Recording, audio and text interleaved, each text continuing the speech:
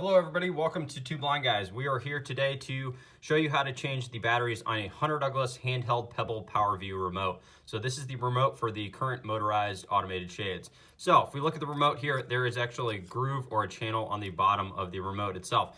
If you take a flathead screwdriver, we've got a small one here, and you slide it into that channel, you can actually pop the actual remote itself away from the Pebble. So some people are able to do that with their finger and their thumb, but we find it easier if you've got a little flathead around, use that. So on the back of the actual remote itself, you have a back plate. If you slide it over the open position, the back plate's going to separate from the actual remote itself. You have two CR2032 batteries in the back here. So if we slide those out of the groove there, you can swap the batteries out really easily. So if you were to change these, you just swap them out. The thing to be conscious of when you're going to put this back together is the grooves for the back plate. So that back plate's going to want to line up with those grooves.